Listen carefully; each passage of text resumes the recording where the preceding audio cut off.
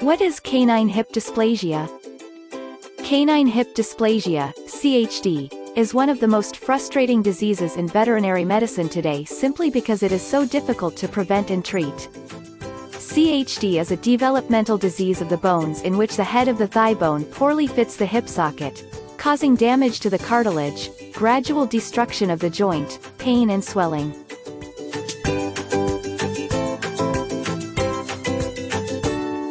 Rather, it is the most common cause of arthritis in the hips. How is canine hip dysplasia transmitted? CHD is a heritable disease. It is passed on by the parents to the offspring. The only effective measure therefore to eradicate the disease is to prevent dogs with hip dysplasia from breeding. However, this is easier said than done, because not all dogs with hip dysplasia show signs of the disease. Seemingly normal dogs still carry the gene for CHD and are bred, causing the disease to stay within the genipool. How does one know if a dog has hip dysplasia? A dog with hip dysplasia generally has less energy and movement. It has difficulty rising from a sitting position, lameness in the back legs, is hopping like a rabbit when running, and is reluctant to go up the stairs.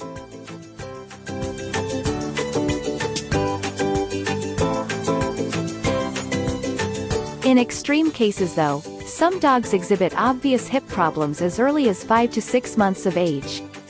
How does a vet confirm if a dog has hip dysplasia? Sad to say, there is no blood test or genetic test yet that will detect if a dog is a carrier of CHD or not. Diagnosis of the disease is routinely done through physical examinations and X-rays. X-rays help in assessing how bad the condition is, and through comparison with future X-rays, it can also serve as a gauge of how well the chosen treatment is working. It provides a frontal view of the pelvis and hip joints and best assesses the degree of severity of arthritis present. It is used to detect hip looseness in dogs as young as 4 months of age. What are the treatment options for canine hip dysplasia? There is no real cure for CHD just yet, but there are conservative or non-surgical ways to relieve its symptoms.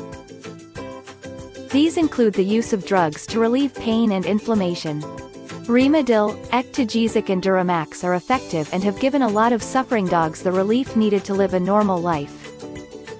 Weight loss programs, controlled exercise and physical therapy are also very effective in certain cases.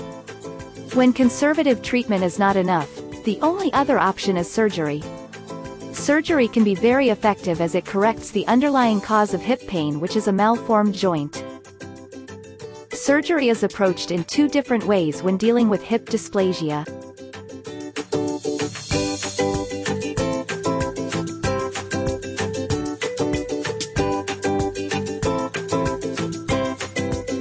Triple pelvic osteotomy is the primary preventive procedure available. It involves cutting the pelvis in 3 places and rotating the hip sockets to provide better coverage. This procedure is effective as long as it is done before arthritis sets in or before the joint is damaged. Another kind of preventive surgery, although still being studied if it is effective or not, is pubic symphysiodesis.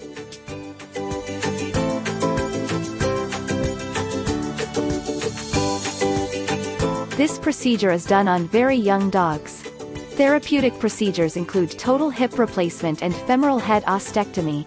Total hip replacement is performed mainly on larger dogs. High-density, medical plastic is used to replace the socket and a high-quality, non-corrosive alloy is used for the ball. This procedure has a high success rate, almost completely eliminates pain and enables the dog to completely resume activity.